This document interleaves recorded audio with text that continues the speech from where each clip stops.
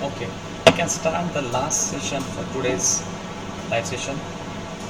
Uh, I will jump onto the first question of this session. Yes. So this will be the short session. Yeah. So the first question is to avoid the premature failure of extended service life of the structure. Which one of the following strategies is the most effective approach? So we don't want uh, premature failure of the structure, and we want extended service life of the structure. Which methodology we should adopt? Strength-based design approach, durability-based design, and periodic condition assessment or and maintenance. Strength-based design and periodic maintenance, and durability-based design, periodic condition assessment, and preventive maintenance. So these are the options.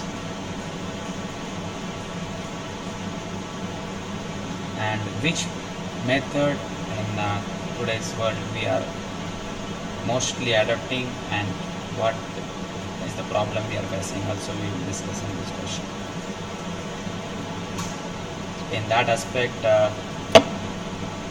Professor Satish can add on to that for the real issues we are facing in the construction industries.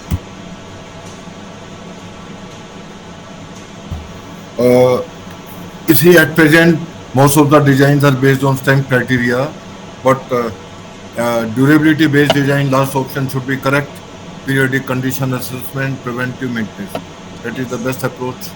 But at present, the practice is to go in for strength-based criteria only, and concepts are slowly creeping in for durability-based design also.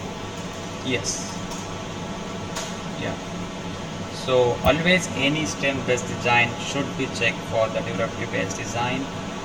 Yeah. In adaptation of durability design is little bit difficult now in this in developed industry, as sophisticated instrument is also required, but on the still it's need of time, and we should go for the durability design. So on a general scale, the strength based design will help us to structurally save the structure from the coming loads, and different type of loads coming on the structure. Our structures will be safe. But however, the serviceability, and for the exposure conditions in which the structure is standing. So for that purpose, we should go for the durability design. So we will get more service life from these structures, and we'll get the we can use that structure for the longer duration. Why we are doing these things? We are doing these things to reduce the CO2 footprint indirectly, and we'll get um, as we call as this thing LCA. We should always look for the LCA, life cycle assessment. Life cycle assessment of that structure should be a very sustainable way, and it should not emit more CO2, and it will also should require minimum energy to operate. So this should be the way forward for designing the futuristic infrastructure in Indian industry. So the next question, yeah, which one of the following principles does not typically belong to a durability-based design practice formulation? Yeah, so all the material deteriorates with the time. Deterioration rate depends on the environmental exposure conditions. Deterioration rate depends upon the productive system of the materials. Deterioration rate depends upon service loading conditions. So which one is wrong from the given options? Anyone from the audience want to answer? Shefali, Aniket, and I don't know the third person name, fourth person name. One SK Multi CV017.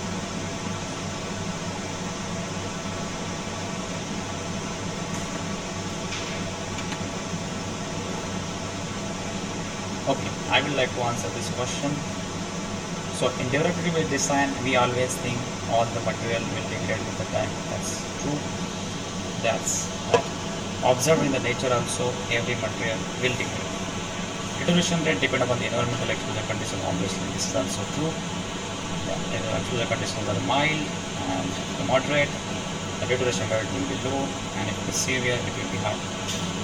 Deterioration rate depends on the protective systems of the materials. So if we use good protective system, the deterioration rate we can minimize. That's also true. But deterioration rate depends on the service loading conditions is not that good. We can say the service loading and deterioration rate is not that much linked. Yeah. So this option is false. Let's go toward the next question. Which of the following are the typical parameters that affect the service life of structure exposed to carbon dioxide? Carbon dioxide is the new problem we are facing because the global CO2 in our environment is increasing. That is leading to the carbonation of concrete. So which is this problem's typical pH threshold, say pH 9, covered depth, carbon dioxide concentration in environment, relative humidity inside the concrete. Which one of the following typical parameters that affect the surface life of exposed to carbon dioxide? Let's say carbonation. In carbonation is dependent upon which one of the properties. And deterioration associated with the carbon dioxide. Which options are there? All these factors appear to be relevant because critical pH value, pH 9, that is relevant to carbonation. pH comes down to value of 9 or less. Cover Yes. depth is also relevant. Carbon dioxide concentration is relevant. Then relative humidity also affects. All these four factors appear to be relevant. Yes. Yeah. All the options are correct. Critical pH below 9, steel will start corrode. If we have a higher cover, it will require more time to reach this carbonation front over the steel. If the carbon dioxide concentration in the environment is high, the carbonation rate will be more and this propagation will be fast. And it's also depend upon carbonation is also depend upon the relative humidity inside the concrete, which will around 50 to 70. It's optimum range for having high carbonation rates of all of the processes. The next question. We'll skip this question as this is required schematics to be presented. So we'll not take this question. We'll go to the next question. Okay. For developing a chloride threshold test method, which one of the following consideration is not reliable? We should not use which one of the following. Adding a chloride in the fresh mix, chloride bonding on the surface, using electrochemical methods, and using rebar in adhesive conditions. So for finding out the chloride threshold is the amount of chloride at the steel component phase at which minimum chloride content at which chloride in the solution initiates. So for that, which one we should not go for?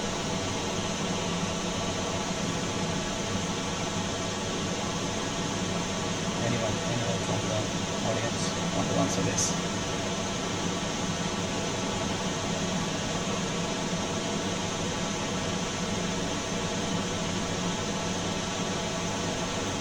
Using rebars as received condition. Okay, according to you, this is the answer. No, should not be. Should not be. Should not be used. Okay. Using electrochemical method is all right. Yes. That is relevant.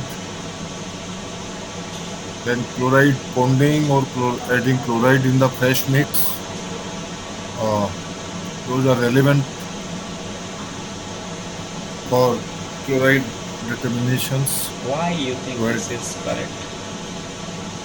Which one? Adding chloride in the fresh mix. Yes. we are having more chloride in the mix, that will cause a higher corrosion rate in the metal. Yes, Definitely. yes, yes.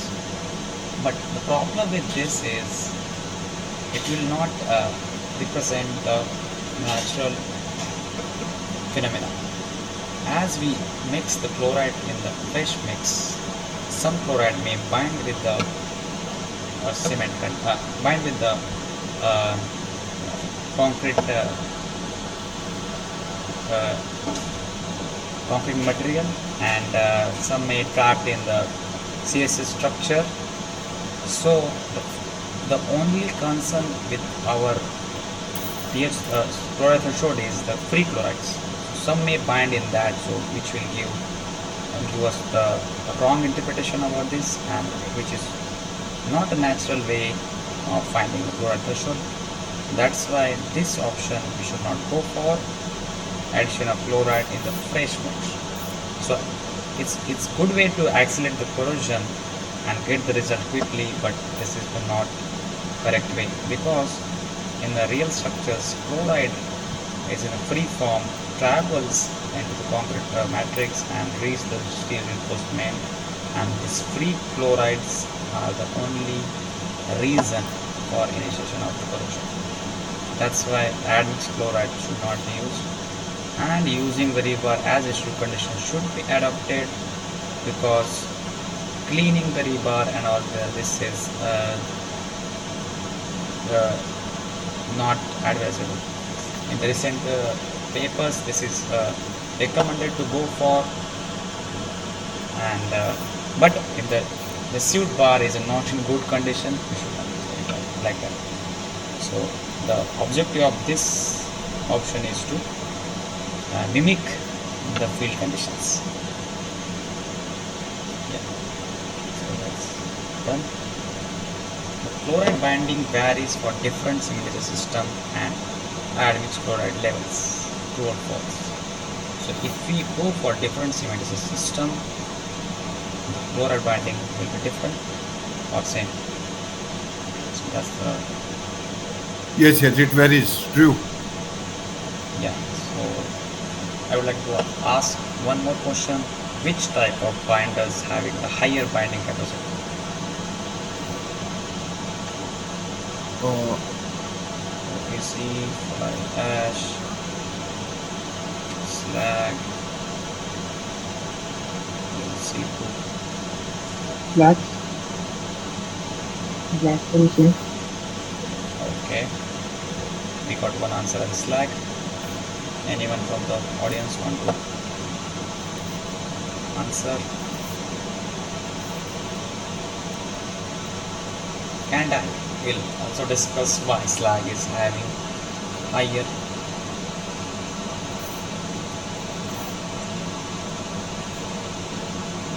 Okay, so I answer the question. So slag is having the higher binding capacity because the alumina content and aluminum silicate phases formed in the slags are high on a higher side, and the binding capacity is dependent on the aluminum silicate phases, and this will get trapped into that uh, uh, phases of the matrix. That's why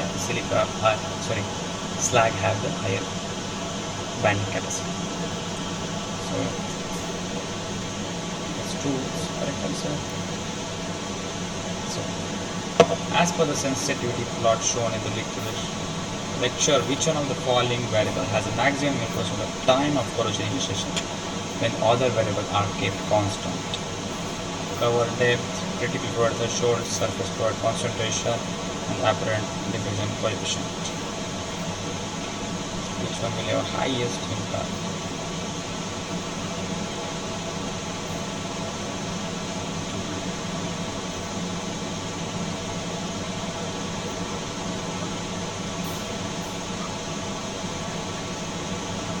the critical chloride threshold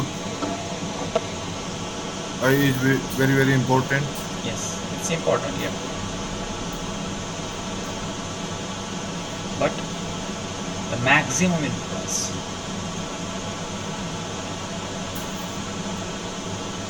Diffusion coefficient. Diffusion coefficient. Okay.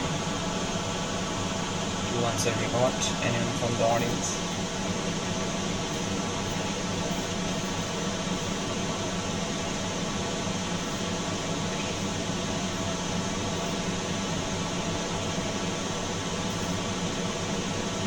So we are asking about time corrosion initiation. So diffusion coefficient becomes the most important because it is time dependent.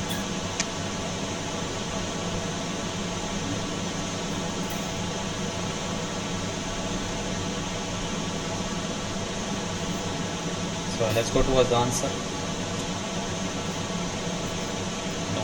So its answer is Cover. A. Cover depth will have highest influence on time to corrosion initiation. It's a practical based approach. The critical fluid threshold is dependent upon the steel and cementitious system. Surface fluid concentration also influences the apparent diffusion coefficient. And let's say in one case, if we have very lower cover but having higher apparent diffusion coefficient, still having higher cover will always be suited towards delaying the corrosion initiation. So it's very practical based solution as per the graphs and the nomograms attended by the previous PhD student with Professor Pillai. They have concluded that the cover depths influence the maximum for the corrosion initiation. Still the research is going on the different steels. We don't know if it's universal for the all steel behaviors. For the now, as per the lecture, cover depth is constant. Okay, so this one was the last question. Thank you all for attending. Any questions, further questions? Well presented.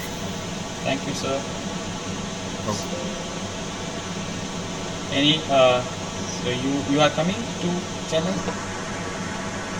Chennai, no. I'm based in MP now. Okay.